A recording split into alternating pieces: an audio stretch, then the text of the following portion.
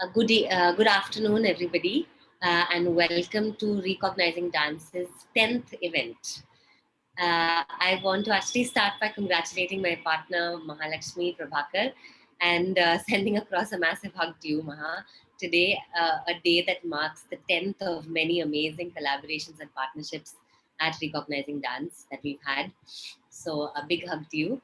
I just will start the event by telling those of you who are joining us for the first time a little bit about Recognizing Dance. It is an online platform that began sometime in June, July last year, with the idea of building a database of material for reading material and multimedia material for dancers to have open access to. And very soon after that, Maha and I wanted to also have live interactive discussions with scholars, with practitioners, and with dance enthusiasts. And with that, we began the Scholar Series and had Dr. Saskia Kersen-Bohm come and speak about her book, Nitya Sumangali. And after that, since then we've had several scholars speak on various issues on the history of Bharatanatyam, the social history of Bharatanatyam, including Dr. Amrit Srinivasan, and we've also had Dr. Yashoda Thakur speak about the Kalavantulu tradition and various other events of this sort. We also do a series called Discouraged, which addresses contemporary concerns. So we're not only concerned with the past, which is of course very important, but also with the present. And with that, we started Discouraged, which was a series that tried to highlight the contemporary problems that exist in the dance world that lead to discouragement in dance. Another aspect of our online platform is a discussion on texts, which Maha and I are now currently working on curating. But we have just so many scholar series happening and so many interesting discussions happening that we haven't gotten to the texts yet, but we promise to do that soon. Sometime in December, Maha and I decided that both of us being primarily Bharatanatyam dancers, our discussions had focused around discussions on the history and contemporary concerns of Bharatanatyam. But very soon we realized that we wanted to broaden our base and discuss other dance forms in India, other classical dance forms in India, as well as contemporary dance forms.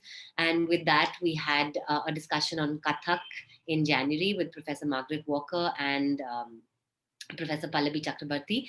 And after that, we moved on to Odyssey in March, and we're calling March Odyssey Month. And we started that with Professor Frederick Apfel Maglin and her book, Wives of the God King. This event today is a continuation of that. And I will hand over the mic to Maha to introduce today's event.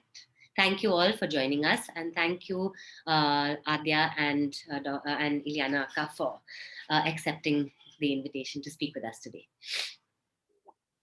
Thank you, Aranyani, and congratulations to us on our 10th event. Yeah, so today's event, we will discuss the reconstruction of Odissi. And we rightly have Dr. Ileana Citaristi and to be Dr. Aadya Kaktikar. Both of them are authors and of biographies of their respective gurus. Dr. Ileana has written The Making of a Guru, which is a biography of Guru Kelucharan Mohapatra, and Aadya has written the book called Odissi Yaatra, which chronicles the journey of Odissi through her guru, which is who's Guru Mayadhar Raut. So it is apt that we have these two scholars, artists today to speak to us on the history of Odissi through the lens of their understanding and their gurus. So once again, thank you, Aadya, and thank you, Ileana Akka, for accepting our invitation and being here today. So we will straight away start with our questions. Today's format is slightly different in the sense that since both of them have a lot to say, the questions are common and both of them will respond to all the questions we have before we open it out to the audience. So the first question is, you can decide who wants to go first, either amongst you. So the first question we have for you is, can you discuss the formation of Jayantika, its aims, motivations, and the role Jayantika has played in Odissi history, also with special reference to your respective gurus? Over to whoever wants to go first. Yeah. Okay, Jai, can I start? Oh, sure. Okay. Ileana. Hello to everybody. Well, since the first question is on Jayantika, and I had the fortune to find out that the proceedings of all the Jayantika meetings, which happened between 58 and 61 up to that point, were existing, and were there in a cupboard of one of the daughter of Guru Dayanidhi Das, who was the secretary of Jayantika from the very beginning, from day one up to the end. So Jayantika, for I think everybody knows, because I think we are all in the family here, but just briefly, there was always been mention, all the Odissi dancer knew that this Jayantika was an important event which happened around the late 50s, all sort of dates were always mentioned in the various articles. And during this time, the Odissi repertoire had been codified, and the costume had been settled, codified also. But always in this vague way, not exactly what exactly was the matter and topic of each of the meetings, how many meetings, what exactly was the main preoccupation of the members of this association. So now, naturally, having got the proceeding of the meeting, the things became more clear. So what I'm going to do probably is just briefly to say that the first meeting, it is on 22nd of June 1958. So this should bring finally a date to the very first meeting, which always is referred as vaguely, sometimes 59, sometimes 60. It is 22nd of June. It was at Banka Bazaar in Cuttack. And the first, it was not called Jayantika, it was Mikila Utkala Nrutya Silpi Sangha, the association. The meeting was at 3 p.m.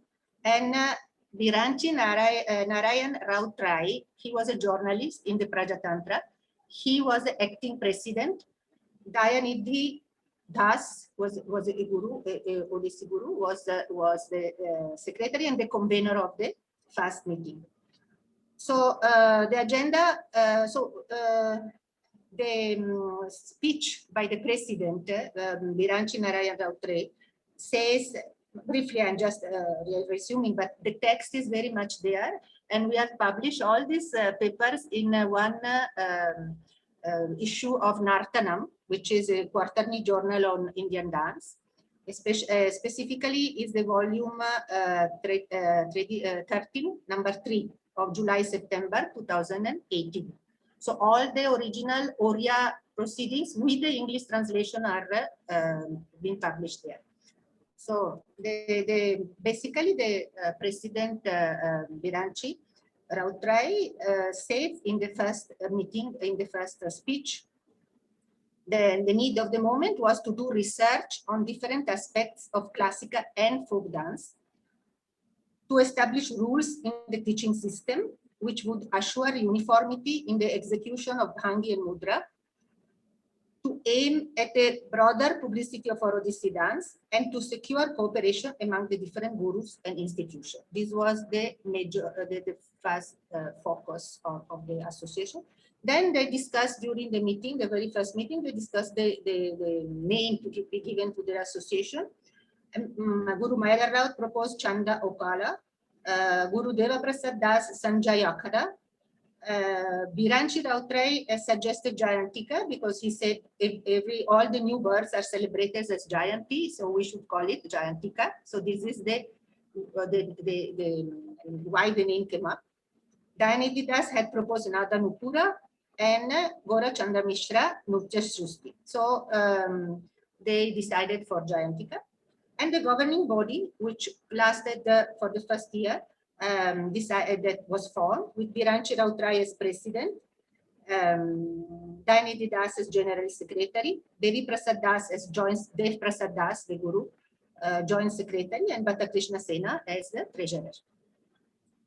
So then so in the 58, we don't have many meetings more. Few meetings are there, not so, it's mostly what I collected, name of members who have been associated, how much money they're paid. Somebody has paid 2 rupees, somebody has paid 3 rupees affiliation, how much has been spent for tea and this and that, all these things.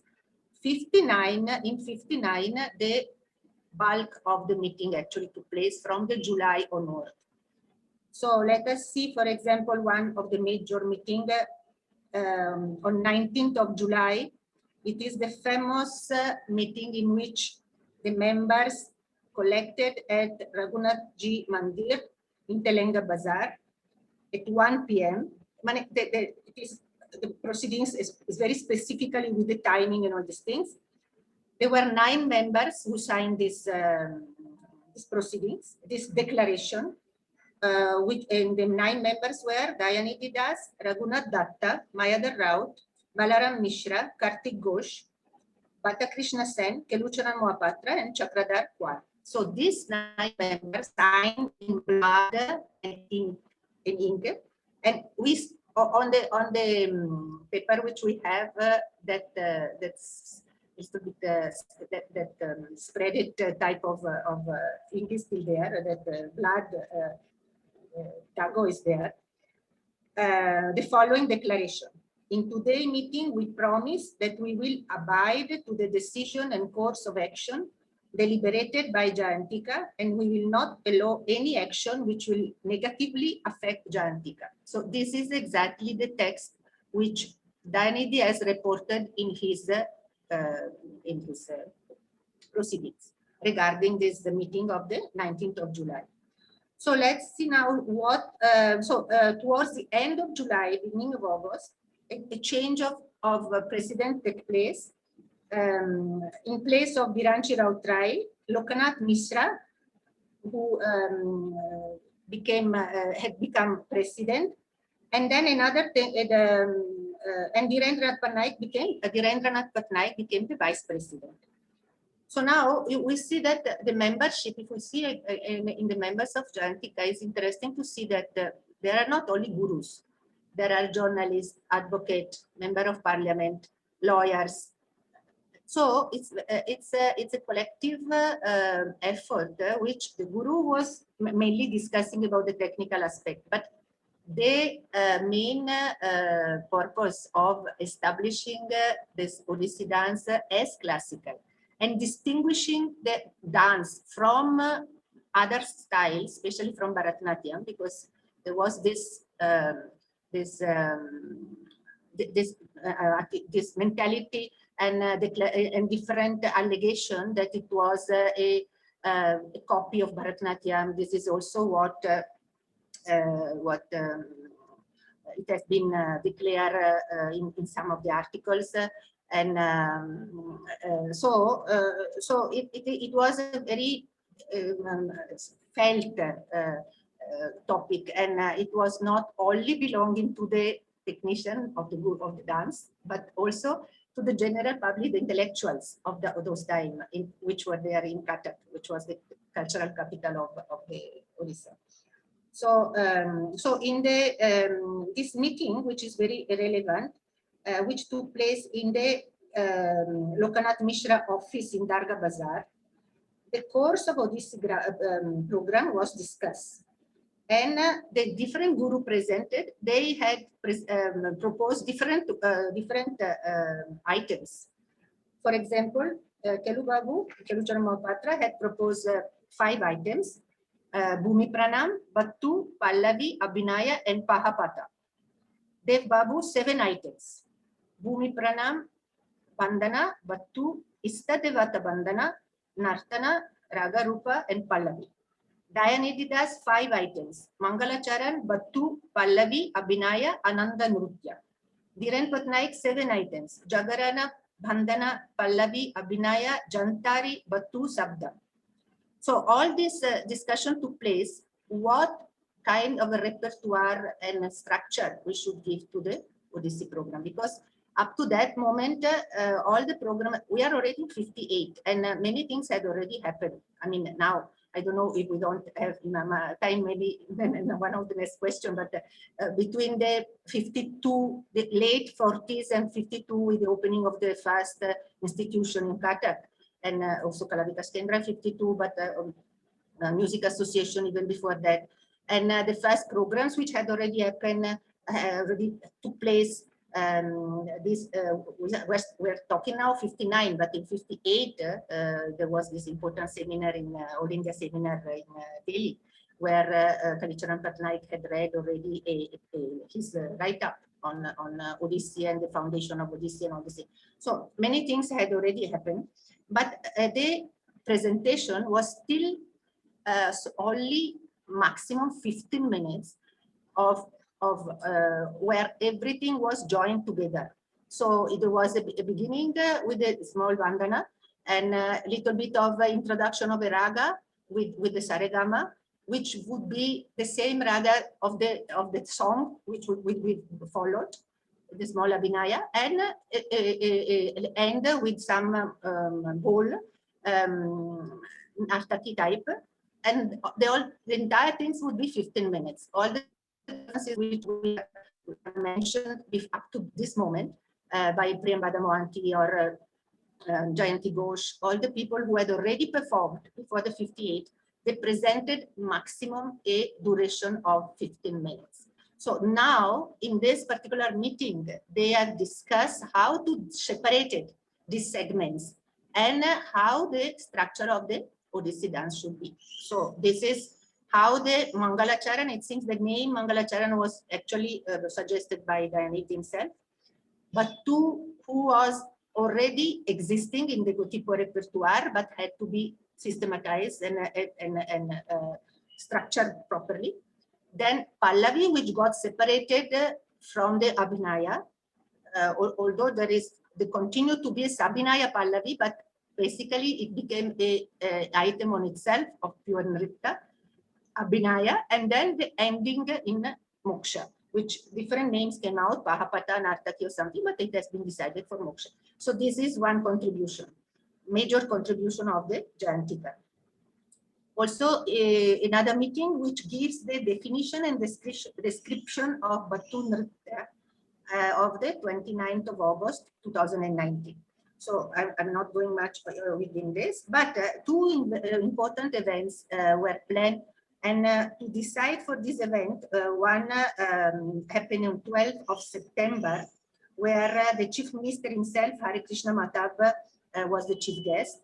And to prepare for this big event, almost all the meeting of July, August, and all these things was dedicated to decide who will perform, who will demonstrate. This was an important event because it was the first time that the repertoire which had been defined during these previous meetings will be presented in public, along with the demonstration. So it's very interesting that they are not concerned only with the performance. It was not only performance oriented. The demonstration part of the performance was equally important because it was important to establish that there was a classical base and the mudra and the different technical Angika movement were based on classical text. So this was important, and it was, we have to put this in the context of this Guru's actually formation, which was all of them were self-made, and all of them were deriving from experience which they had accumulated in their life. And I hope we'll be able in one of the next question or something to say that it is not only Gotipu and Mahari. This is a very, very restrictive way of establishing the roots of the modern Odissi dance. It is not only that, there are so many other influences which went into the formation of the Odissi dance. And all of this guru carried with them in their own life, all this experience, which includes Ras Leela, which includes theater, which includes even Uday Shankar style, which includes folk styles from Ganjam, from South, from Western Orissa, Chao, all this experience which they went through, had accumulated. But all this needed to be now gave it a base, a classical base. So it was important for them to demonstrate. And of course, I'm sure Vijaya will deal with this, that in this, the contribution of Guru Mayadhar Raut is very important because he had a formal and training in Bharatanatyam in Madras. And he came back with a solid formation on the text, which the local guru had to slowly assimilate it on their own. So this is important that she will deal with. So, so during this 12th of September demonstration, where the chief minister himself was present, it was held at Nari Seva Sangha in Cuttack. Dev Babu, which is Deva Prasad Das, gave demonstration of Bhangi and Padabeda. So it was a program with demonstration, as I said. Mayadhar Raut of Hasta Mudra, and Jayanti Ghosh and Sanjukta Mishra, she became Panigrai, danced for about 25 minutes, presenting Mangala Charan, Battu, Basanta Pallavi, Orya Vinaya, and Moksha as separate items. So this is how the progress and the decision which they had taken regarding the repertoire of Odissi dance came to be demonstrated and showed for the first time on the 12th of September 1959. Another important program, which was on behalf of the Jayantika, was the one which was put up at Janta Theatre in Cuttack on 22nd June 1960. So this between September and June, there was a lot of postponement of this program because the chief guest was not available and all these things. But finally, and this is a comparative demonstration between Odissi, Kathak, and Bharatanatyam. So this is again one of the major preoccupation of the Jayantika, that to establish that Odissi has its own grammar. It is not a second derivation of Bharatanatyam. This accusation was even being done by Rukmini Devi when she came in 1953 as a guest for the second anniversary of Kalavikas Kendra. So this observation was done by her. So not only by her, it was actually there in the air. So Odissi had not yet been fully established and on her own right. So in this demonstration at Janta Theatre in Cuttack on this 22nd of June, 1960, comparative demonstration. So the meeting in preparation of this performance were attended not only by the guru, but also by the dancers involved. So let me just mention the dancer because not all of them are known. Krishna Priyananda, Priyambada Mohanty, everybody knows, Jayanti Ghosh, and of course Sanjukta Mishra. These were all pioneers in a way that some of these names are known, some of these names have become not, they have been forgotten, but all of them should be given credit. So in the program Comparative Study Bharatanatyam, Kathak and Odissi, Raghunath Datta presented Kathak dance because there was 3 teachers during that time, all from Calcutta, who were in the different association. One in this music association, one was in Kalavikas Kendra. So they were teaching Kathak. So Kathak actually was one of the, even Kalavikas Kendra for quite a few years, Kathak was one of the subjects. Manipuri and Kathak were being taught beside the Odissi. So, so Raghunath Datta, who was one of the guru of Kalavikas Kendra, presented Kathak dance. Mayadhar Raut danced the Ashtapadi Ari Rekhamudra in Bharatanatyam style. And in the Odissi, the items which were demonstrated were Mangalacharan in group, by all the four dancers which I mentioned, but two by Jayanti and Krishna Priya, Pallavi and Abhinaya by Sanjukta and Priyambadamonti, and Moksha by all the four dancers. Accompanying the Sorry, Akka, I just wanted to interrupt just for a second, just to say that can we let Aadya respond to the question as well, and then because I think you're going. Okay, yeah, because I think we're going into. I just wanted to the last meeting. I'm just talking about the meeting. Then it is all for her. So another important meeting of which we have the proceeding is much later, of 8 August 1963. So by that time, this is a very sad meeting, because sad in a sense that by that time the Utkal Sangeet Mahavidyalaya in Bhubaneswar had been opened by the Sangeet Natak Academy, the College of Dance and Music. It was opened in 1962.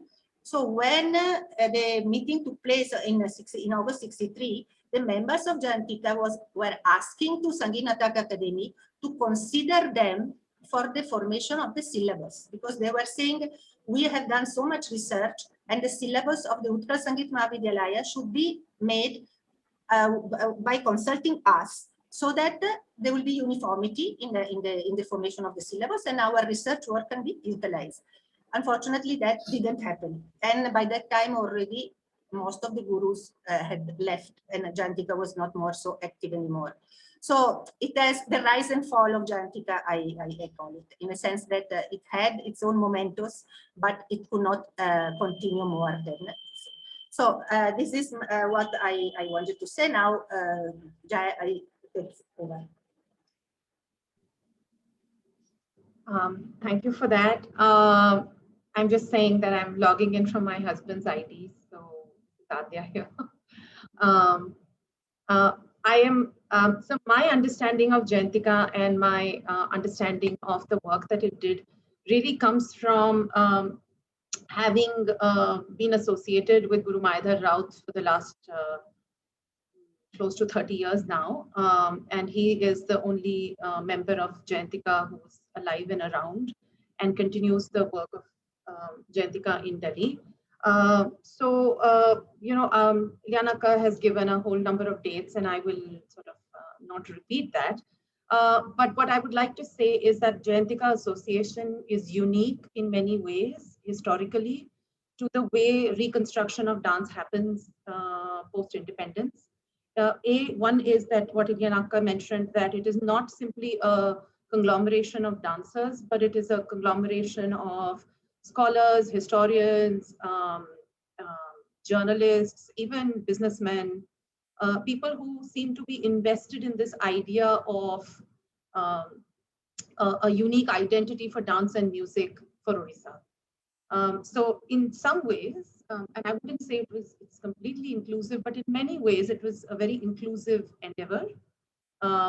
Having said that, I also think what is very interesting about the Jayantika Association's code of styles and repertoire was that it is a collective effort of people putting in their mind and thought to it.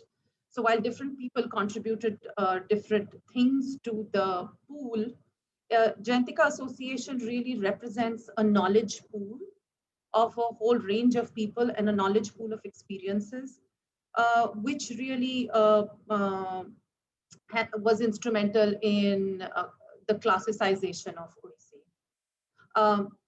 And again, my understanding comes from Guruji's contribution to it. And he studied in Kalakshetra. He got a scholarship to go to Kalakshetra in 1955. And that is where he really got exposed to the Mudra Vinayog, the systematic study of Natya Shastra and Abhinay Darpan. And every time he would come back to Cuttack, how Jayantika get-togethers would happen. And there would be a sharing of this information and a teaching of this information. Also, there is this, I think Jayantika was also instrumental in many ways in the codification of Odissi. in the sense that it is not just expanded, but deepened in many, many ways. The form, dance does not happen, so all these gurus who are dancing were also Gotipua dancers.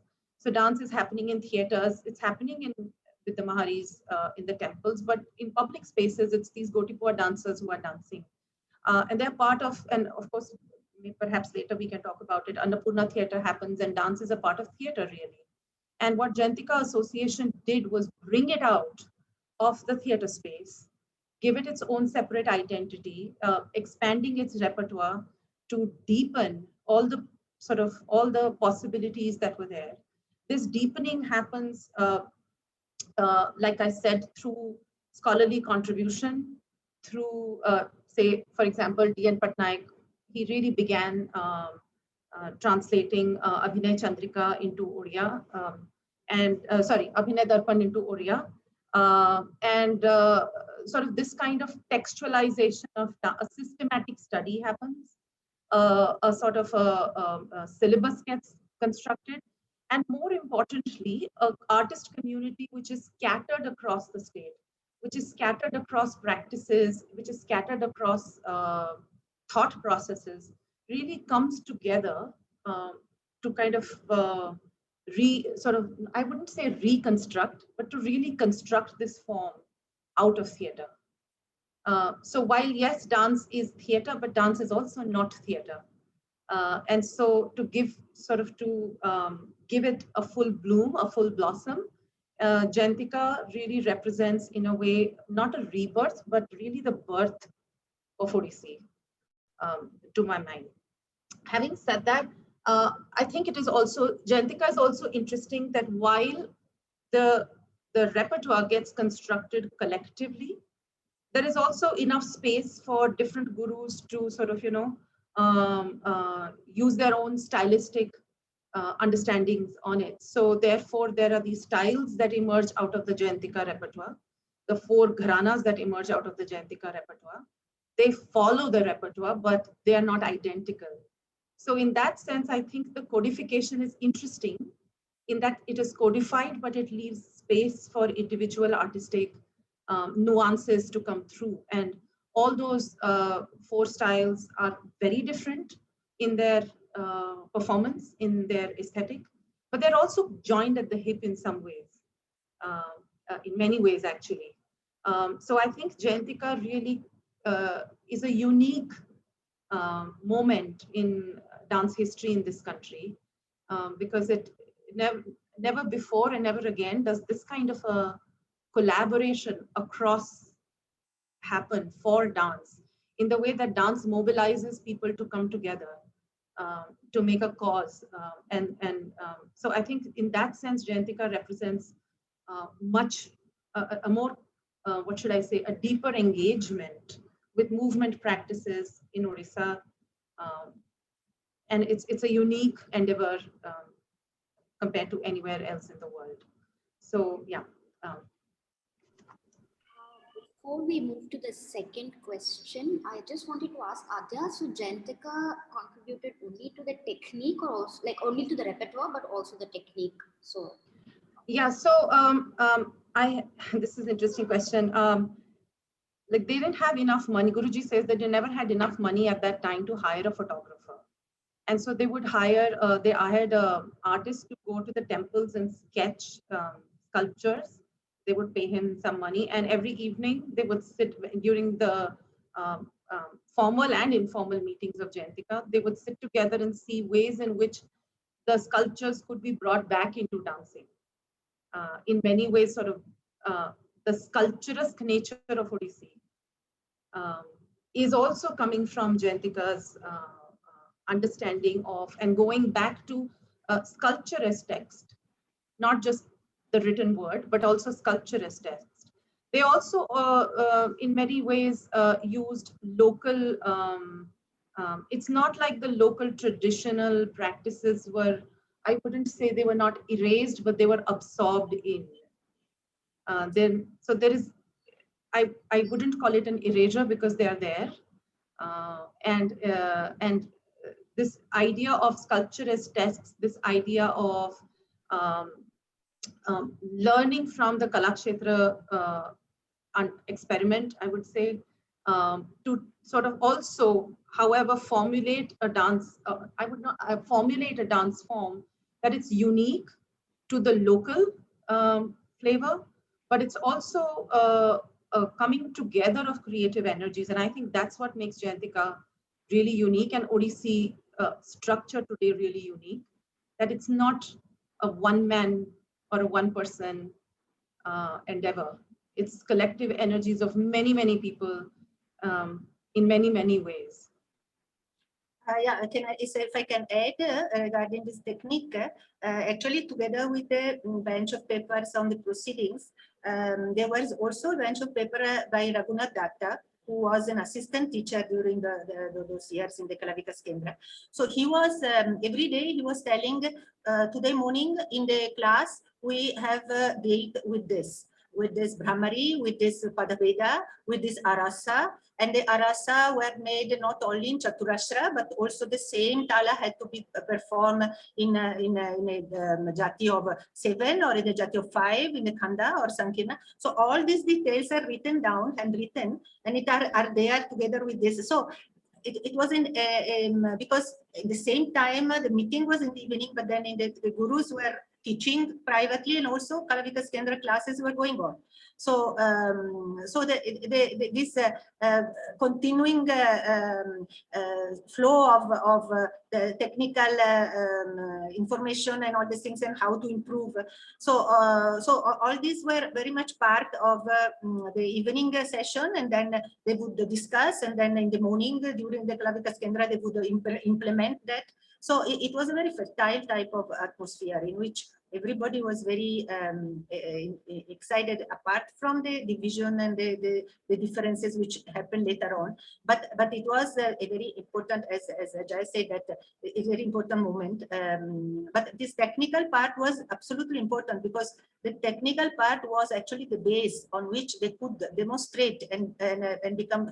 They realized that they were weak in that. That was the weakest point of the Odissi up to that moment. And until the technical part would not become strong, they would not have been able to put the Odissi on the platform of the classical style. And that was one of their main preoccupations. And I just wanted to briefly add that yes, Jayantika happens and there are standard meetings happening, but like Ileana said, there is a lot happening outside the formal meetings in Kala Vikas Kendra, in people meeting informally. For example, I remember, and I've written about this incident in the book, Guruji talks about having taken classes at Kala Vikas Kendra, and he arrived for classes and it started raining. And it was such heavy rain that nobody came, and Balakrishna Das was there, and they started. He started singing, and Guruji started composing. And at that moment, Kalyani Pallavi, that is popularly done, was not done with a shloka, and Guruji happened. So in this conversation, the shloka before Kalyani Pallavi gets added, and I mean, these are things that happened because people just got together and talked about dance all the time. And it sort of became their, every moment of living was dancing, and it was music. And so there are many ways, many such stories which are undocumented in, formal moments that have directly, indirectly filtered into what we see as Odissi today. Okay, thank you so much, both of you, for answering our question. Just before I go into the next question, I'd like to politely remind both of our speakers to keep your answers a little bit shorter, just so that we can get through our questions and have more time for interaction with the viewers. So if you could keep your answers to about 5 to 6 minutes for the rest of the questions that we ask, and then that'll leave more time for the audience members to be able to ask their questions. I'm sure they'll have some questions to ask as well. Okay, so our next question to both of you is, does modern Odissi retain any ritualistic repertoire or aspects from either the Gudipua or Mahari traditions? does the model retain any ritualistic aspect from the Gotipo and Mahari? Yeah. Here I see. I am not very happy when the Odysseys always refer to Gotipo and Mahari. So, in fact, if we go through the story, life story of the gurus, all of them they had a little bit of touch with the Akhara in Puri and Mohapatra Guru, Gotipo Guru, and all these things. But none of them actually they became Gotipua. All of them, their major experience was not as Gotipua. As a major experience was all of them they had part of Raslila, and all of them they went into theater. And the Raslila experience is very, very important, which I keep on stressing on, because they gave an holistic experience to the small kids. Holistic in a sense that in a Raslila they had to not only recite, not only learn the Odia songs, but learn to play instruments, learn the makeup, learn the stage setting, learn so all this became so important, because all the gurus after the independence they had to improvise themselves as making all this. I mean, they had to not only deal with dance, with the rhythm, with the costume of the students, so this training which they had in the Raslila, it is very essential. And one more thing, most important according to me, is that the philosophical background which they absorb in the Raslila, where the Goswami were usually the head of the group, and they were all living together.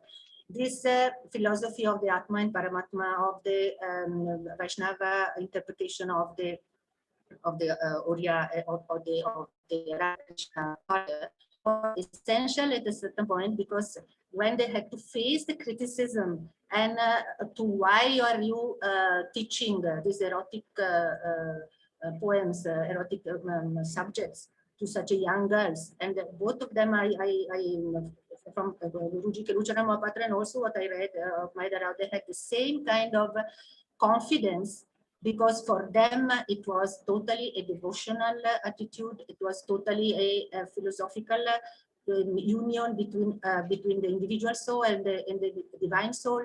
It was Atma and Paramatma, and from where they got all this conviction, and this because of the Raslila, their experience in the Raslila. So they were able to carry on and to start with the Gita Govinda also. Not only with Gita Govinda, all the Oriya poems have a lot of erotic mention. And there was a lot of criticism about the fact that these were taught to the small girls in the beginning, in the 50s and all these things. They were all 12, 13 years old. But they had the confidence because they had this conviction and this philosophical background, which had been given by the not much from the Gotipo, but by the Gotipo experience, which they didn't do that much, but by the Raslila, and of course of the theater. So when we talked about the sources of Odissi dance, I really think that the first historians like Virendra Patnaik and all these things, they did a lot of good work, but they also reduced too much, and the source to only Gotipo and Mahari. Mahari, that is another big topic, how much of the Mahari technique had survived up to that point of time, and that is, it would need totally another webinar. But anyway, coming to your question, so I think the ritualists, in a way, they want to distance themselves from the temple, because the dancers still were struggling to be considered as a proper and as a decent and appropriate art to be taught to the girls, to the good family girls. So in a way, they had to distance themselves from the ritualistic and from the, but in another way also, they had to introduce it in such a way that it would be a classical way of maintaining and retaining the devotional aspect. So both these things were there, and the Mangalacharan is one example for which the beginning it is still made of few segments which are very ritualistic, with the Pushpanjali, Bhumi Pranam, and the Bandhana and the salutations. And one more thing, which I don't know if anybody would help in this case. I don't know at which point the Jagannath Murti started to be put on stage. And if anybody has any answer for that, I would be very grateful, because it's something which I always forgot to actually ask. And I know that in the beginning it was not there at the time when Priyambada and all these things was dancing. The Jagannath Murti was not there. Pankaj Charan Das was always being very against the idea of put Jagannath Murti on stage. But at which point and who has started that is a missing point for me, and I have not, I didn't have the opportunity to ask to my guru either. So this is my answer. Thank you. Aadya, would you like to say something? Yeah, so Guru Mayadhar Raut really started his dancing practice as a Gotipua dancer in Kelucharan Patnaik's Gotipua troupe. Actually, in my book, there is a photograph of him, and I've shared that on the drive where there is an 8-year-old Mayadhar Raut sitting there, bottom of the thing, with his brother Harihar Raut, who would compose music and play the Bakhavaj. Also compose a few dance pieces. In this book, I have documented to a fair detail his life as a Gotipua dancer, what it meant to be a student under Kali Babu, what it meant to be naughty, and the kind of punishments and the kind of teachings and learnings that they had. So I do think that as far as Guruji's understanding of Odissi goes, his training at Kalakshetra really sharpened and added a sort of a new dimension to his understanding of dance. But I also in the book there are instances that he talks about when he's dancing with his sakha. They would dance as a pair. And there is a story where he would be dancing as Radha because he was shorter, he was more delicate looking as a child, and he had to grow his hair. And in the daytime, when they would go out in the village, he was the only one who was given shoes to wear, because the troupe did not want because he had alta on his feet at night. The troupe did not want people, the sort of mystery to be solved, ki who is this Radha, who's the one playing Radha. It was small stories like that. Other stories when he got into altercations and he ended up having a wound on his head, he was dancing. Are you guys frozen? Hello? No, Aadya, you are. Did things get frozen? I think it's okay, Aadya. We can hear you. Okay. We can all hear you. Aranyani? Okay, you have to unmute her. Yeah, she's frozen. Yeah, she's frozen. Yeah. Okay, so maybe she has to log out and log in. It will defroze. it will come back. She's online. This is the. Yeah, I just wanted to tell her that actually Kelucharan Patnaik had a Rasleela troupe, not a Gotipa. So he was in the Rasleela of Kelucharan Patnaik, not a Gotipa. There is this, everything has become Gotipa now. But it's a very different things between Gotipa and Rasleela. Yeah. Well, while we wait for Aadya to come back, why don't we should we ask the next question? Maha, do you want to ask the next question? I'll just find out what's going on with Aadya. Find out what's going on with Aadya. Yeah. So the next question we had is, what roles do texts like Natya Shastra, Abhinaya Darpana play in the pedagogy of Odissi, and when did they, and when and how did you start? How did Odissi introduce these texts, and what role do they play in Odisse's learning and pedagogy? Well, Abhinayadapana for sure was one of the basic texts on which all these Jayanti, at the time of Jayantika, they were based in their own research.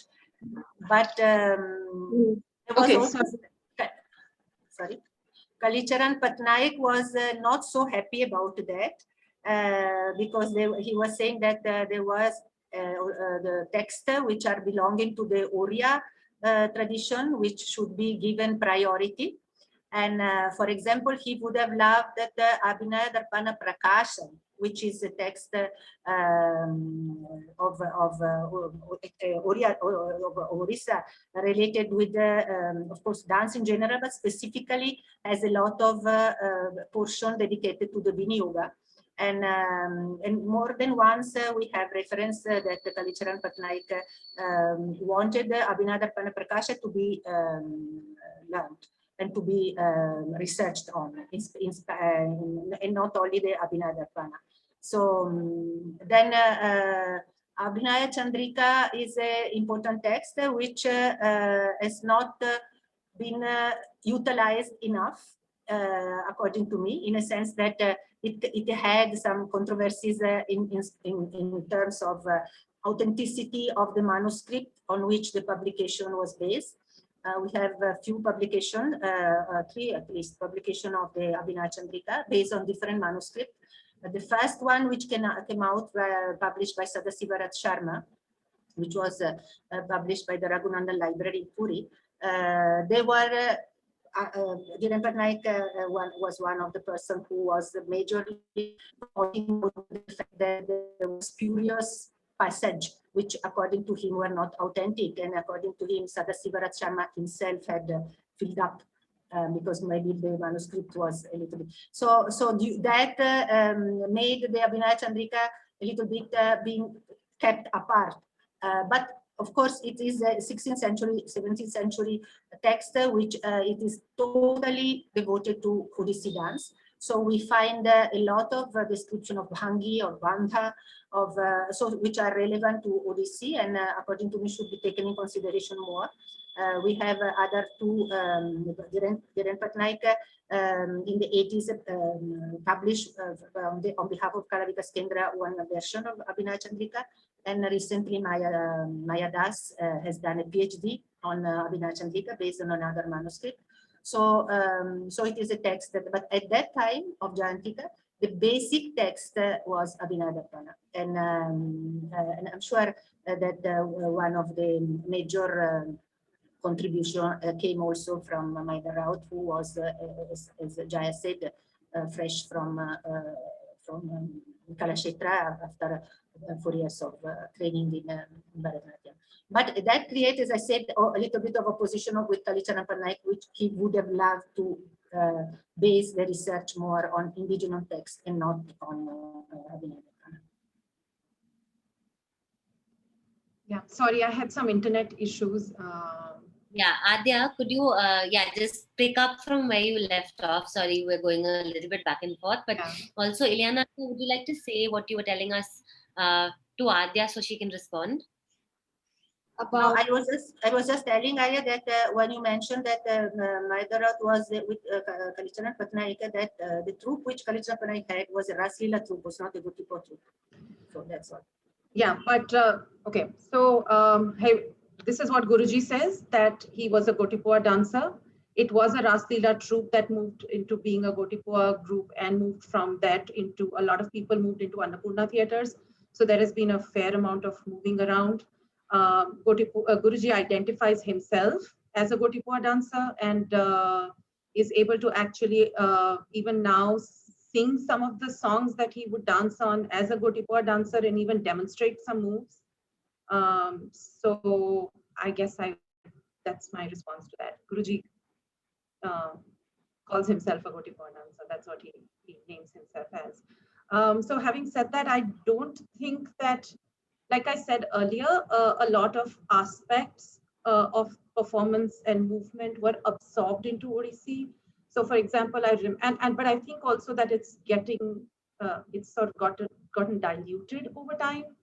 So I remember learning a lot of pieces from Guruji, which had a tihai, which went tinginedha, kirtagadinedha, like that sort of a movement. And that Guruji very specifically says was things that they would do on, as Gotipur dancers, he and his Sakha would sort of end the piece like that. Then things like the Khandi Pranam in the Mangalacharan. And all of this is coming from Guruji's talking about his own practice.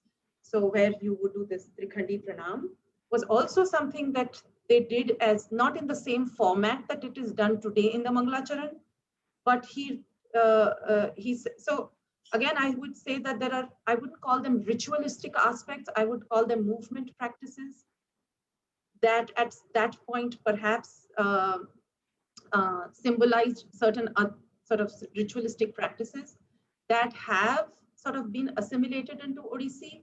I do not think again that that difference exists, because the assimilation in many ways has been complete. But I also agree with Ileana Akka in that the influences in the making of Odissi are not just Gotipua and Mahari, but the Gotipua influence to that extent is perhaps more, because there are people who call themselves Gotipua dancers. Guruji, for one, who says he was a Gotipua dancer as a child.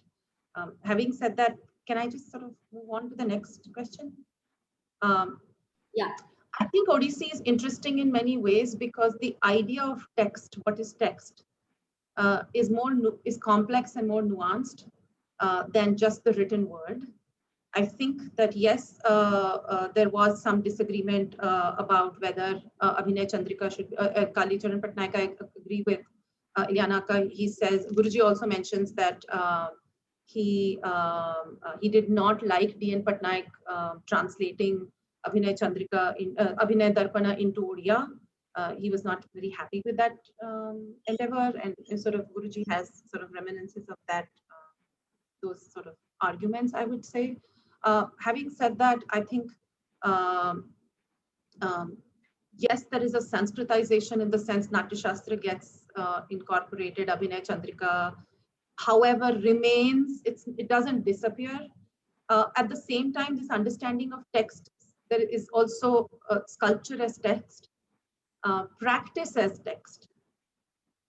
So what is existing practice doesn't disappear.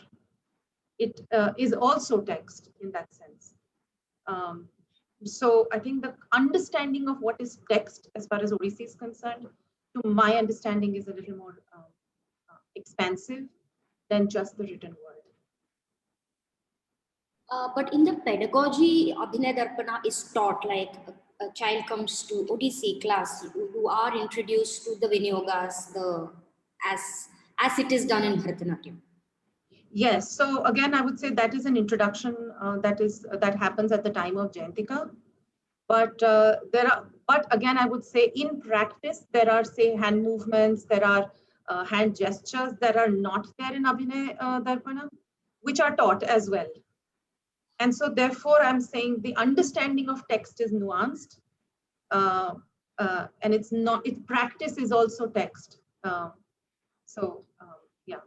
Yeah, in fact, when we teach, we have to say, okay, this is the Brahmari that but the first Brahmari has three variation, second Brahmari has 4 variation. So we add and sort in terms of variation, because not everything is there in the definition which the Abhinay Darpana says. In the practical, there are so many more movements, which, in fact, here I would like to add that when the Odissi Research Center started in '85, we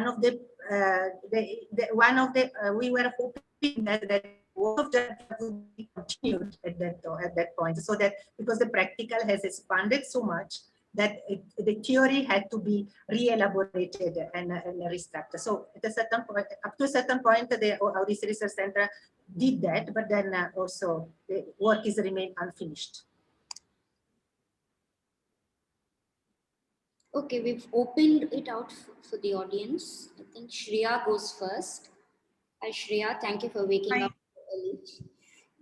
Thank you. Sorry, I was a little late. My meeting ran over, but do you want me to turn on my video, Mahalakshmi? Yeah. That would be nice. Hello. Wait. Hello, we don't see anybody. Yes. Oh yeah, now I see you. Okay, thank you for that very useful presentation. So my question is pertaining to the reformation of Odyssey under the aegis of the revival and respectability movement.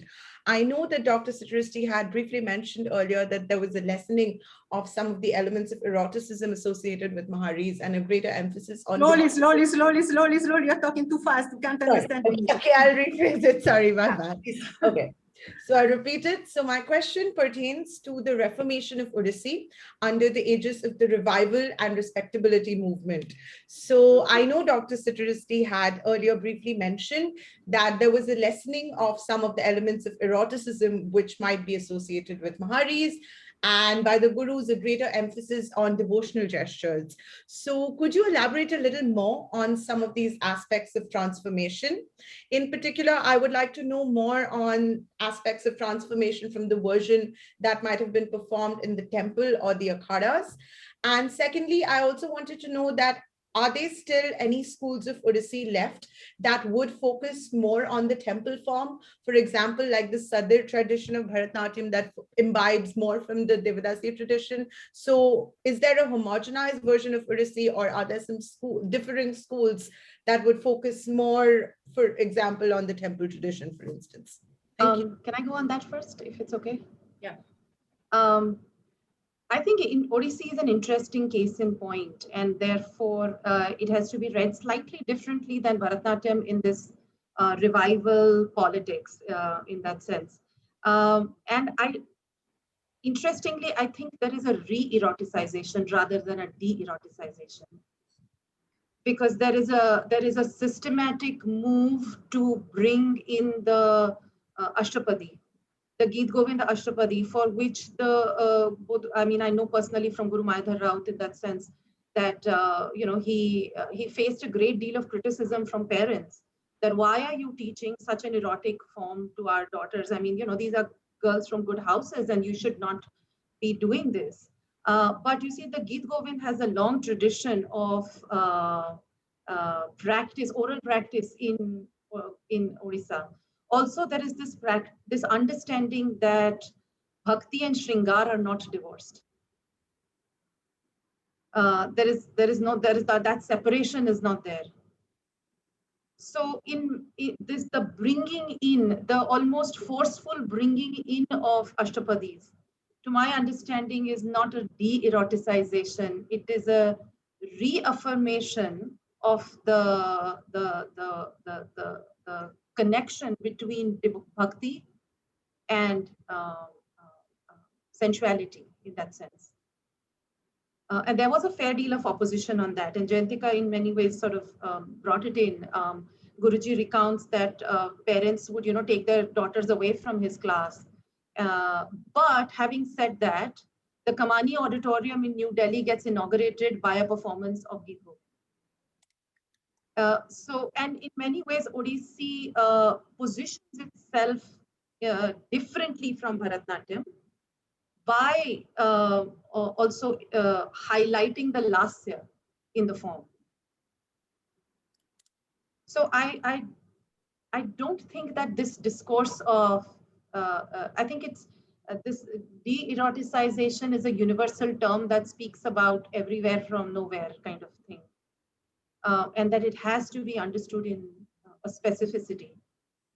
So not to deny that the de-eroticization of the female performer is not happening in the large, I mean, that's another discourse, but as far as Odissi is concerned, it's a slightly different story from Bharatanatyam. Does that answer your question in some ways? Yeah, it most certainly does, because I'm a researcher and I was tending to equate Bharatanatyam and Odissi in a similar vein. So thank you for shedding light. And Dr. Citaristi has any points, but thank you. That was very helpful. Yeah, no, I think Ileana has, she did warn us about this, that on a weekend there's a lot of internet problems where she stays. Hopefully she'll come back soon, and we'll try and get her to answer your question as well. Yeah. I have a question. Thank you very much. I'm so sorry. I have another question for Aadya.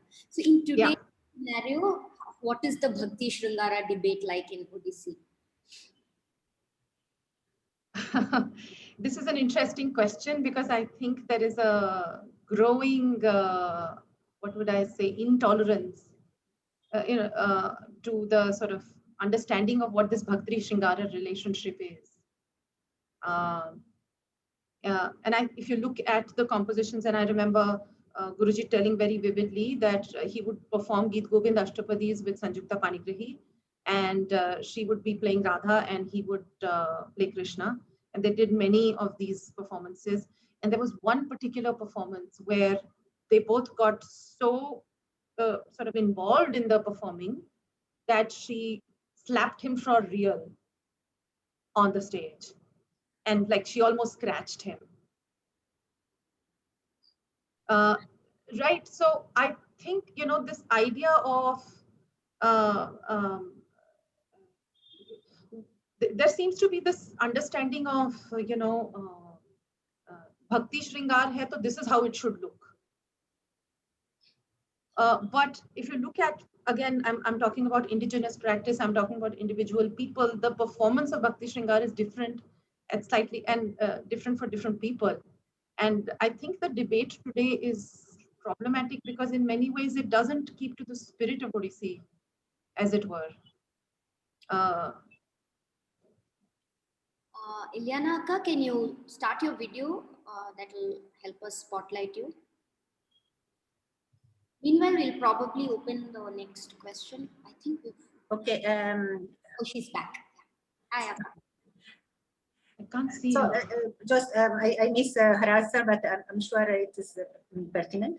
And so let me give the example, for example, of when in 1967 there was this seminar of All India Seminar of Jayadeva in Delhi, and for which Kumkumanti she participated, and for which Guruji had just finished composing 2 new Ashtapadi. And so that was Sakhiye ke Simatana Mudaram and Dira Samire. And moreover, she also performed Passaditi Sudisi, which had been composed previously. So, Kelucharan Patnaik had read his own introduction, and with Geet Govinda and the next between Geet Govinda and Odyssey and all these things. And the performance was very well received, and in fact, Kumkum got the title of Little Padmavati from the audience. But Rukmini Devi walked out, and the next day there was criticism from her side, and it was printed in the paper, and in which they say she was still at that point, she was still very much against the idea of teaching Shringara Rasa in dance. So then at that point, Avashti was the secretary of Sangeeta Academy. So he asked, the next day, he asked Guruji to demonstrate in a private setting. And he did 2 or 3 Adas avatar, and then he did Pasati Visu. But Rukmini Devi was not present there. But it seems that then in 1969, when Sonal Mansingh, who had started to learn from Kelucharan Mohapatra in 1965, she was invited to Madras to, and in one of the first performances she did in the theater, what is the theater name? Kurya Dunandana, she performed, which is one of the most erotic Ashtapadi in the Gita Govinda. And when she started to perform, when she started to learn from Kelucharan Mohapatra this particular Ashtapadi, it seems that he himself, this is what Sonalji says, that he himself was a little bit hesitant to teach, but my Dharma Singh, her father-in-law, was saying that he encouraged him to do. So, but finally, when she performed there, Rukmini Devi was finally convinced, and she admitted that there was no vulgarity in the presentation, and the aesthetic sense and the devotional background, the devotional force, the devotional element in it was taking away any possibility of vulgarity. And so it took time, even with somebody so evolved and so intellectual like Rukmini Devi. So you can imagine in the local at the local level with people just not so high intellectual to accept the fact. So it was this strong strong Vaishnavism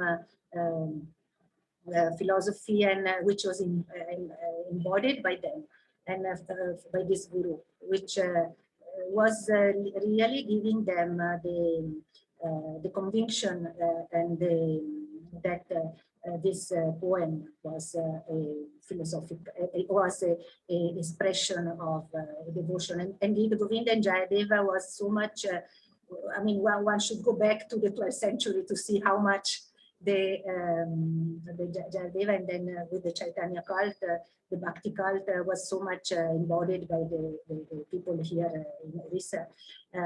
But even then, it got embroiled with all the Devadasi and history and reputation, and so it was again had to be re-established and sort of depurified. But it was depurified through the devotional part and through the aesthetic and the strength of the dance and the purity of the dance.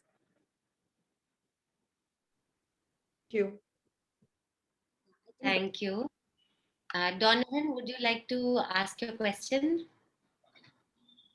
Yeah, can you hear me? Yes. Yep. Hello, am I clear? Yes, you are. Thanks very much for this lovely presentation. The question I have is this. When I was reading a bit about the history of what I call the reincarnation of Odissi, I noticed that the female side of the equation, people like Sanjukta and so on throughout the whole repertoire of women who were present, or young girls as well, who were present at the time of Jayantika, they seemed, although when you look more closely at the whole progress, and by the way, I read that excellent article in the National Journal. I do actually have it by Dr. Citaristi and Aadya's book and so on. And I just wondered whether there was anything more to say about the role of the dancers, like Sanjukta. Were they not more, did they not contribute much more to the theorizing and the technical aspect of the dance than being mere embodiments for the teachings of the gurus? That's the question in simple form. Sorry, so you are asking, can I be sure about the answer? The question, if the contribution of the female dancer, whether their contribution wasn't also quite important in terms of theory, in terms of theory and technique, and also philosophy, actually, because very often in the histories, they are presented as mere embodiments of the guru's theories, but didn't they also add angles of their own to the theory and the practice? Can I sort of just respond there? Thank you for that, Donovan. So Sanjukta Pani Mishra then was at Kalakshetra before Guruji got to Kalakshetra. And he decided, at the moment when he got the scholarship, he had the choice of going to Shantiniketan or going to Kalakshetra. And he chose to go to Kalakshetra because she was there and she could vouch for the kind of training that was being given. And so in many ways, Guruji's journey into Kalakshetra is because Sanjukta Panigrahi took the first step there, and their enduring partnership over the years, in the way that he talks about her very often more as in his memories of, say, performing the Geet Govind, are what they are, and his understanding of the Geet Govind is what it is because of Sanjukta, his partnership with Sanjukta in dancing, and their conversations and sort of their synergy that they created through the Geet Govind. Having said that, I think I agree that in many ways, in the official history of the dance, these women are underrepresented. Many women are underrepresented. But I also believe that part of the reason might be, and I'm just guessing here, might be that perhaps they are not completely, so they're playing many roles. They're not just dancers and not just, and all the teachers are men at that time, perhaps. Perhaps they are attending Jayantika sessions partially, not so partially. Perhaps, again, this is my educated guess here. Perhaps there is also so all of this reconstruction is also happening in this environment where there is a distancing of dance from the Devadasi tradition, from that there is a certain environment in the country at that time, right? There is a certain and perhaps again in the way that things are documented at that time, in the way that those who are documenting it don't perhaps see that. But as far as I can only speak really for how Guruji saw Sanjukta Panigrahi's role in his dancing, and for him, she was his muse in many, many ways. Yeah, I would go slightly behind and say that mother, Sanjukta's mother has to be given a lot of credit. And even behind that, Lakshmi Priya, which became Kelucharan Mohapatra's wife, she's even given less importance, but actually she was the inspiration.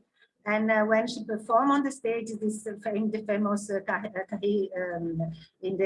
Abhishek drama, Nahi Ki Kori Dela, this small beautiful song, it was a revelation because up to that moment the people didn't associate the dance with the female body on stage. So the Mahari were oh God, there is a storm. This is wait, sorry, I have to close the window. I don't know what is that. That's a very dramatic response to the woman's question.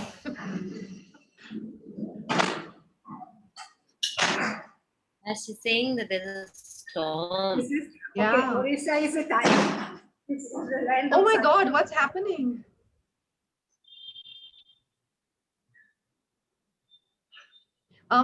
You know, I remember Guruji saying that there were a lot of Mahari women who were joining the Annapurna theatres and theatre in Odisha at that time.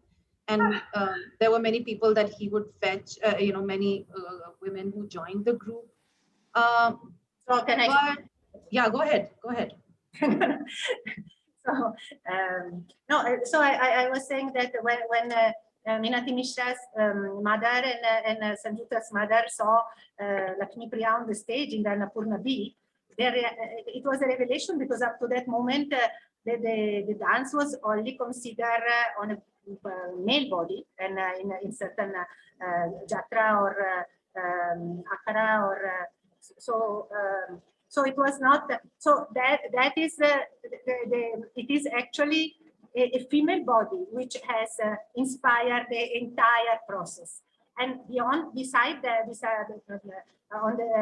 them, they were the guru who had this training in the different forms, which include also Uday Shankar forms. And I wanted to point that because Dayal Sarana was a very important element in the Annapurna training, and Dayal Sarana was from the Uday Shankar style. Kartik Kumar Ghosh was the director of the Annapurna, and he had 6 months of training in Almora from Uday Shankar. So, and then the folk forms. Deva Prasad Das learned Chao dance, and Pankaj Babu also was there in Baripada. So all these things, but then they had this experience, but finally it was a female body which allowed the Odissi dance to emerge, and we. Sanjukta, of course, one of the pioneer, but then we have to go also behind her and maybe reach to the first female dancer who at the time of Annapurna, they were doing some sort of Adunika dance or like this, but actually they were facing this criticism and facing this objection from the society, but they had the courage and to be on stage.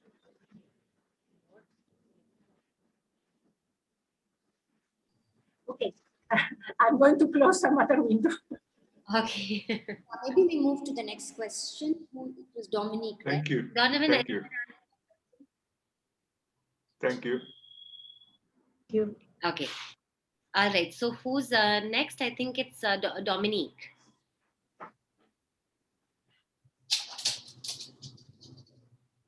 Is Dominique there? I think he is. Can you unmute and ask your question, Dominique, or we can ask? Okay. Can you unmute, Dominique? Oh, no microphone. Can you read out the question? Yeah.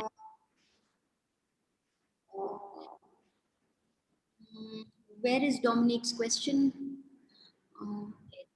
Okay, while we find it, Dr. Palaniappan, would you like to ask your question while we find Dominique's question? No, I found the question and I think it's already answered in the sense, hi, I have a question about the part played by the first generation dancers, mainly by Sanjukta, interested in my personal research. So I think his question, Ileana Akka, there is a question, but I think it's already been answered. It says, hi, I have a question about the part played by the first generation dancers and mainly by Sanjukta. Interested for my personal research. I think this part is covered, right? I think, Sanjukta was, it seems there is this discussion about Priyambada and Sanjukta, who Sanjukta participated in a program in the Children Little Theatre in Calcutta, who most probably was before the 1954 when Priyambada participated in the first inter-university festival in Delhi. So there had been this discussion who was the first one to present Odyssey outside. But date-wise, Sanjukta actually, the Children Little Theatre by Sanjukta was the first performance outside the state. But then, of course, I mean, we are talking about Sanjukta, who is the most famous, but then there are others who, like Jayanti Ghosh. Jayanti Ghosh was a person who very less remember, but she actually was there in 1958 to demonstrate along with Deva Prasad Das during the All India Dance Seminar in Delhi. And there are many of them who stopped dancing. That is the main thing. So let us say that of that generation, Kumkumavanti, Sanjukta Panigrahi, they continued to dance. And they, even Kumkumavanti, not totally professional, but along with her government assignment. But Sanjukta Panigrahi was the only one, most probably, who from that generation became a professional dancer. So, so that is also why all the others female pioneer have been forgotten at a certain point. And then also the fact that she which unique combination and with Kelucharan Mohapatra as a guru. And I still remember when she passed away, Guruji says, I'm not able to make, I will never be able to make another Sanjukta. So that was the declaration of the Guru after her death. And I think there are also many other countless, Guruji, there are photographs in the book, people like Sadhna Bose, people who came, like, the first few girls who came to learn at Kala Vikas Kendra really, and I would say, their mothers or families who believe that it is possible. And there are so many like this. There are many names that Guruji takes in his book. I don't also remember all of them. There are many. He remembers most of his students. The first students that he taught at Kala Vikas Kendra. It started with 5, and then Sadhana Ghosh. Sadhana Bose, yeah. And there is a photograph of him playing the tabla and teaching Sadhana Bose in the book. And so I think there are many, and in that sense, I agree that these are names that are not often repeated or said, spoken about, who also contributed their labor in many ways. Their labor, their emotional, physical, intellectual labor to making this happen. Very few get the credit for it, but I think there is a larger community behind making this happen. Yeah, I'm happy that when I got the opportunity to write the book, I could a little bit revive these names, and whatever I could, I put it in the book, because I also felt that, again, like the same thing like Gotipan Mahari as the only source, only these 4 gurus projected as a planner was too much reductive, and the contribution of so many other people were not highlighted. And so that I think history is cruel sometimes. I mean, an entire battle is fought by thousands of people, and only the king name is coming is remaining in history. So that is. Thank you. I think Dr. Palaniappan, could you turn your video on and ask your question? Thank you. Given the acceptance of the Bhakti eroticism connection that Dr. Kaktikar mentioned, are there many female teachers from the traditional dance community? Are they still more of a representation from male dancers from the Guruji communities they've talked about? Well, you mean to say from the traditional, I mean, the lineage of the female teacher would be from the Bahari. So there was an attempt by Lakshmi Priya, Arapriya Devi, Dunguri is called also Dunguri Appa, since she was the only link actually with the revival. This is one thing that during the revival, none of the Mahari has never been called either in Jayantika or in any of the forums in which this discussion were taking place. Only in 1975, there was a seminar organized by Odissi Sangeet Nataka Academy, and the papers are there published by the Sangeet Nataka Academy, which I've been translated, and very soon it will come out in English. It will be very helpful for many people. And there, Dunguri Appa was called. Arapriya Devi was called, but only to talk about the makeup and the dress of the Mahari. But in the formation and in the revival, the opinion of the Mahari, none of them were never been called. And they had been left on their own. And Dunguri Appa actually, she tried in the late 50s to apply to the government to have a school, to be able to open a school in Delhi, in Puri, where both music and dance of the Mahari tradition would be taught. But she didn't get any response, so that the school just for not even 1 year, the things could continue, and then it died there. And she was the only one connected, because one of her 4 adopted daughters became the wife of Kelucharan Das. So through this link, she could be a little bit more in touch with the new form of Odissi, which is coming out. And when I was in touch with her, she told me once, so many people came to us and to take whatever they understood of our art. But it's like to take to take a flower and think that bring it home or to eat to cook the prasad at home, but it will never be like the prasad in the temple. Or to take a flower and think that you are also possessing the sense, the scent, because all this belongs to us and it will never be taken back from us. So this is what she was telling me.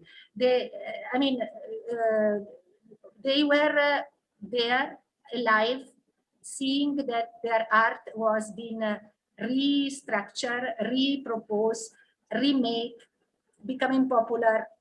People were also coming to take picture of them, but they were not called as part of this revival.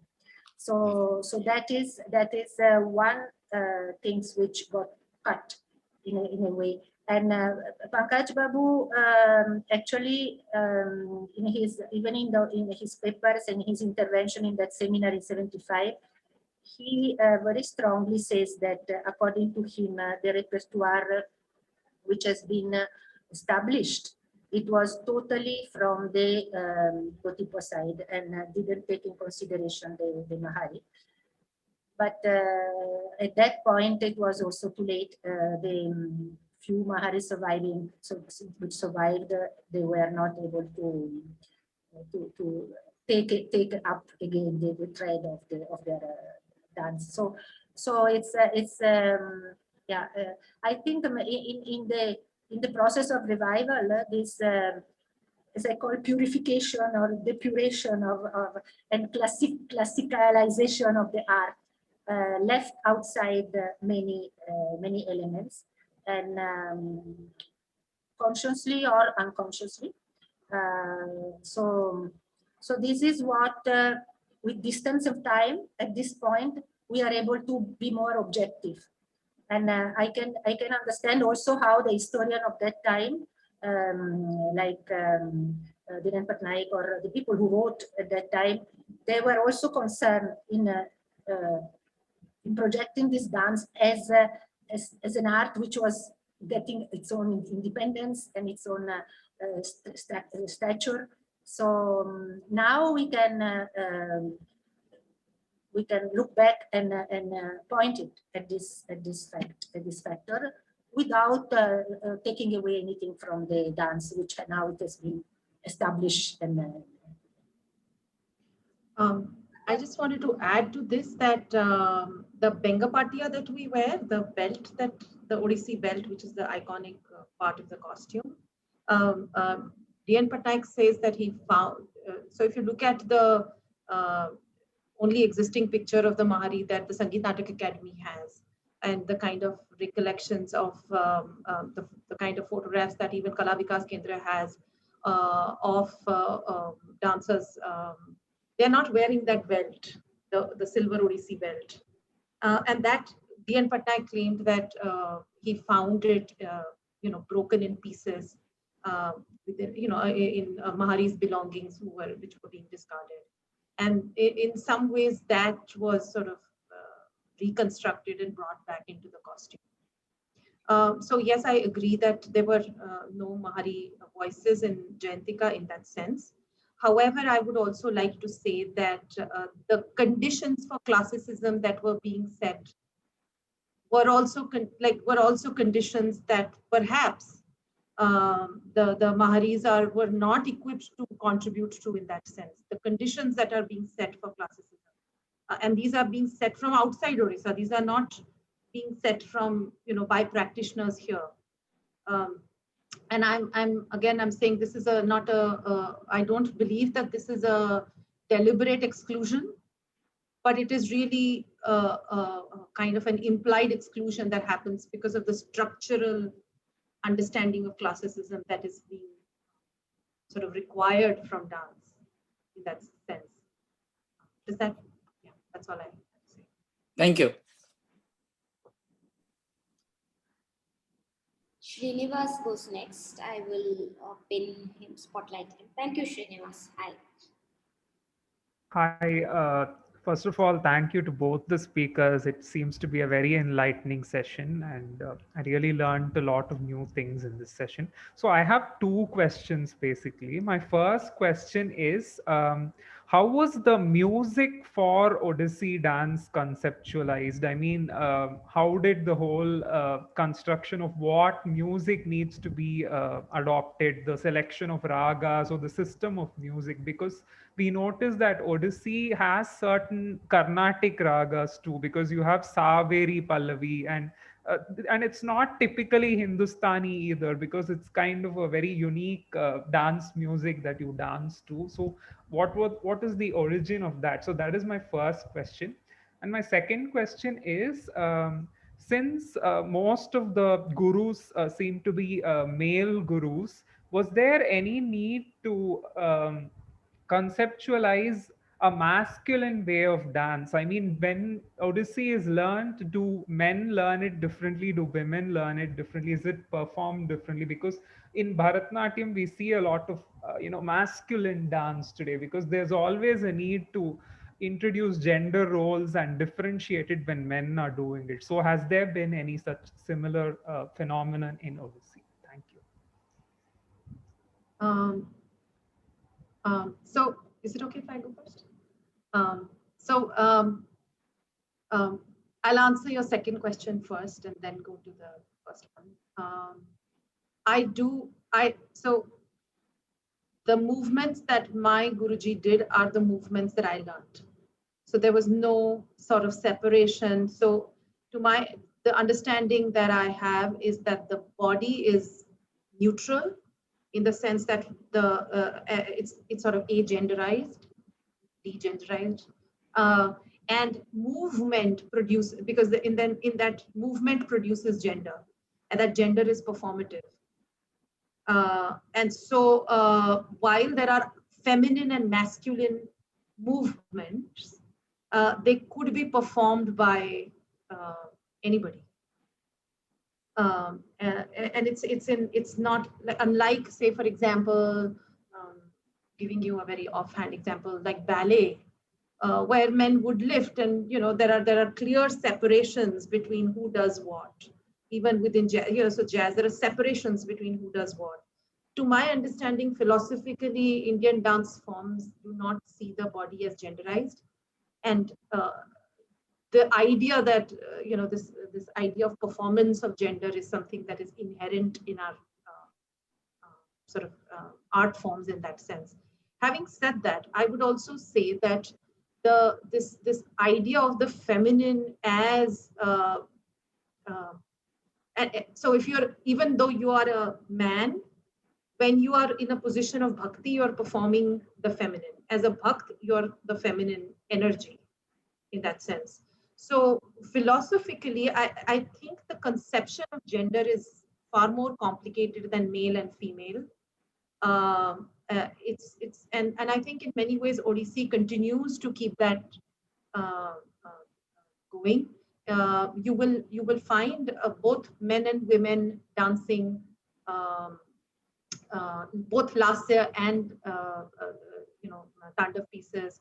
You will find masculine movements being performed. I mean, I haven't experienced in all these years any kind of a separation that you do this or you don't do that. So in fact, there is Guruji always said in his sort of classes, he would always say that when you are performing bhakti, the desire or is manifest in the body, and it doesn't matter whether it's a man's body or desire, longing, supposedly feminine emotions are manifest in everybody, irrespective of whether it's a man's body or a woman's body. I'll reply to the first part then, since you have reply second part. This is a big debate which is still going on. Odissi dance has attained the classical status much before, but the Odissi music is still struggling towards attaining that. And it's not only the classical status, but also to define as a independent Padhati, independent from the two big sister of Hindustani and Carnatic. And not that the tradition has been at a certain point broken due to a lot of invasion and a lot of turmoil in the historical story of Odisha. The texts are very much there, which all belongs from the 12th century or more. And Gita Prakasha, Sangita Narayana, they're all dealing with the specific raga of the Odissi, Padati, with all the specification of the Aroha and Avaroha. But when the first institution got built up after independence, this tradition had been lost, and the singers and Singari Chansundarkar or all the names of the musician of the time had received training either from somebody from Calcutta, from the Drupad style, all like Bhubaneswar Mishra from the Carnatic style, Balkrishna Das also from Hindustani. So the material which was available was all from either the system of Hindustani or Carnatic. So, so that has been adopted. Also regarding the Gita Govinda, there is not a single Ashtapadi in dance, almost not a single one, which has the raga specifically specified by Jayadev. And these raga are not only specified by Jayadev, but they are all in all the literature which is came out after of the medieval literature, or in this kind of Rasa Leela performance. They all of them specified ragas, which are the same raga of the Jayadeva specified, and adding much more of those. And almost none of them are in use just in now, in this particular moment. And as you said, then Saveri, Shankar Bharana, Arabi, and Hamsadwani, all these are common, either Hindustani or Carnatic. So this is a big question which is going on now with a group of musicians and scholars, and which are really researching and trying to reconstruct this raga according to the instruction of the traditional text. And then also the Murchana system, which was then transformed into the 12-note system, and then got interfered by the Persian invasion and all these things, and got into the Hindustani system. So all this is historically is there, and now this recoverage is being attempted. And this attempt to establish the Odissi Padati of style of music is in the process. So that's why, but in dance, it seems as if it is a melody and the suitability of a certain melody which was giving priority on in composing, for example, an Ashtapadi, more than the desire of being strict to the particular raga which Jayadev has mentioned in the Gita Govinda. So this is in a process. This is a process which is going on. It's not reached the end. So it's still in research process. If Aadya has no comments, I will do Srinivas, I have questions. Yeah, we could move ahead. Yeah. Thank you. One last question from Sumati. Sumati, can you unmute and ask? Yes, hi. So I'm just wondering, after hearing about the different influences that are not just Mahari and Gotipua, I'm wondering now, to what extent is the Mahari dance present in current Odissi? And I'm wondering how it got there, and could it have come through Pankaj Charan Das, because he was exposed to Mahari dance. So. Yeah, now see, there is a certain section which is continuing and presenting as Mahari dance, but it is more, it's not that they are presenting actually the technique of the Mahari, but more the Besa, the Aharya, and also certain item which is inspired by the rituals which the Mahari were doing in the Shiva. in the temple. So there are certain rituals of the Mahari which were dance in the Sakala Dupa in the morning. But there were other rituals were more dramatized. They were performing the role of Rohini, or they performed in the Ratha Yatra. They were pulling the dhoti tooth. They were taking the part of Lakshmi, and she's angry. So they were expressing her anger through certain gestures, which are more dramatized version of dance, which could be an Natya. So there is Natya, and then there are songs which were singing while dancing in the Chappa on the Chandan Jatra. So that would be the Nritya, and the pure dancing, the Sakala Dupa, which is a Nritya. So these three forms of dance were there in the Sheva of the Mahari, which Pankaj Babu says in his papers that all these three forms should have formed the repertoire of Odissi dance. So the Nritya is a pure dance, including all the Brahmari, which he says that there were 16 type of Brahmari, 10 or 16, which the Mahari were knowing, and that were meant to acquire a type of when everything become black and you are totally absorbed in a trance type. So the Brahmari was made to Brahmari of the eye, Brahmari of the head, Brahmari of the body, Brahmari, and until you become almost unconscious. So that was the function of the Brahmari, which the Mahari were supposed to perform during the morning Sakala Dupa, during the lunch time of Jagannath. And in the evening, we know that according to the Prataparudra Deva inscription of 1499, which is still there in the temple sculpture, that he prescribed that only Gita Govinda should be sang and danced at the time of Bodasingara Dupa. That means in the evening time.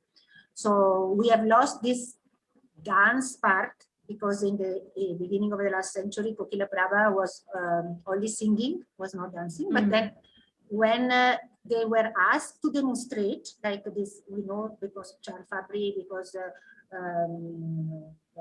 other lady who came also, and she reports that she has seen the Gita Govinda demonstrated to her by the Mahari, and they were very impressed by it. But it was not performed in the temple anymore. But we know that at a certain point it must have been.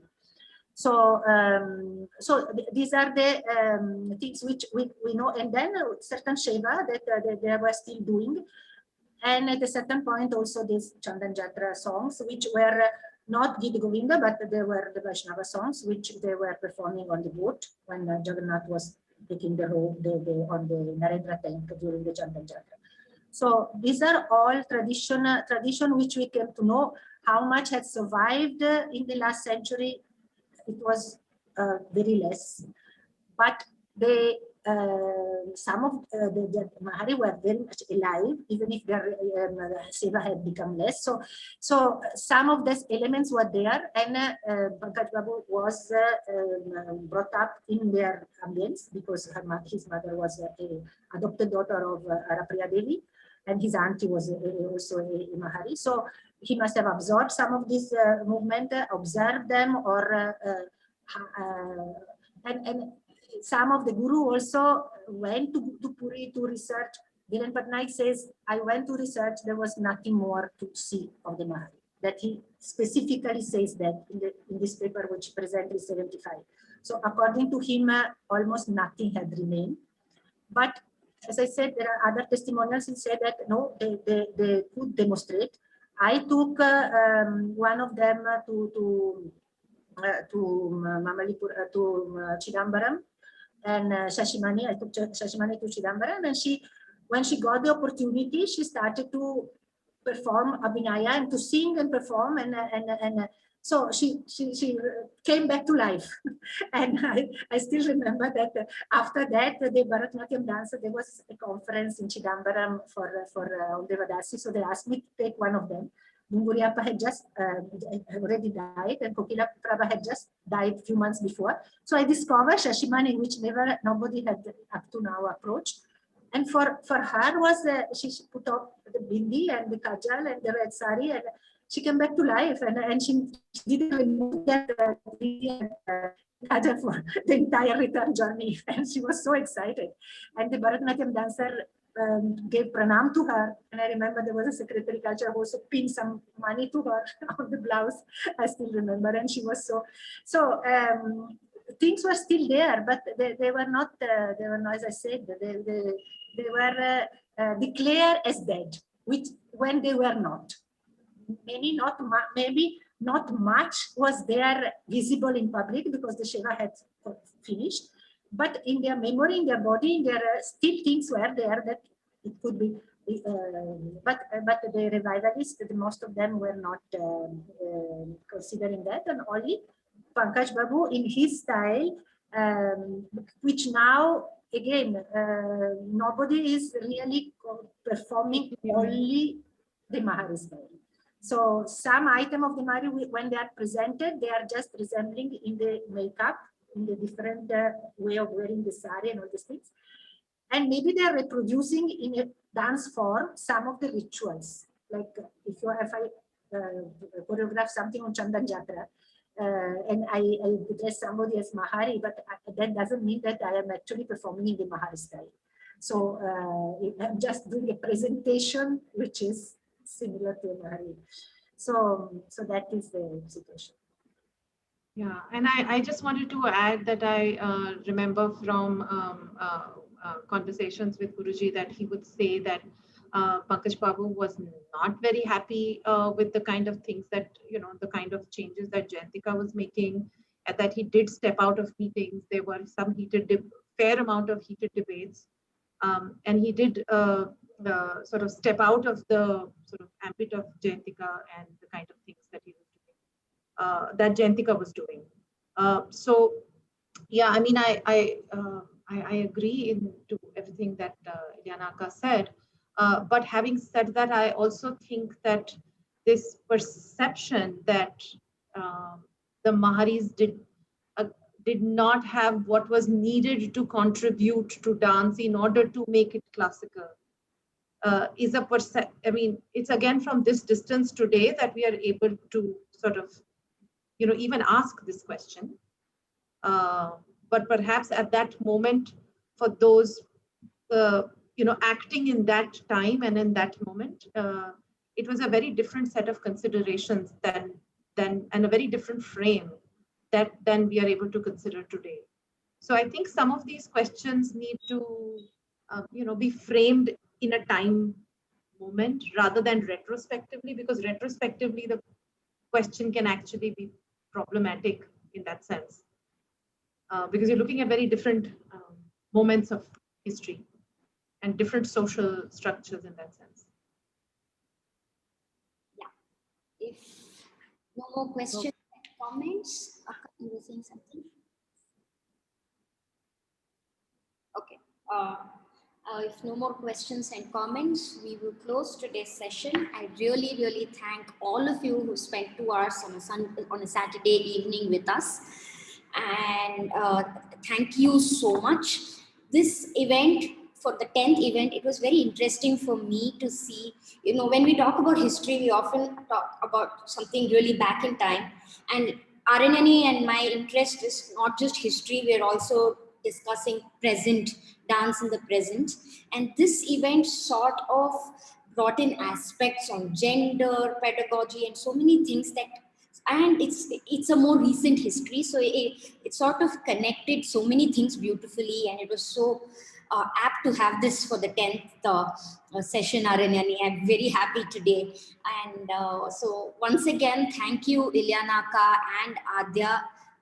Both of you were very patient in answering all the questions. Thank you so much, despite your extremely busy schedule and power problems, internet problems. So thank you all. We are including more and more art forms and discussing histories of more art forms. We're looking forward to discuss Kuchipudi and so many more art forms in the near future. So I hope you all attend. And like I always say, this is not Odissi history, this is not Kuchipudi history or Bharatanatyam history. Kathak history, this is dance history, and it is important for all of us, irrespective of what form we practice, to understand dance history, and this is our history. So thank you so much, all of you, for your support and staying through this event. Thank you, Aadya. Thank you, Ileana. I will upload the video very soon on YouTube, and you can all share it with those who couldn't attend it today. Thank you. Namaste. Thank you so much. Thank you. Thank you. Thank you very much. Thank you both. Thank you. Bye. I'm ending the meeting. Thank you.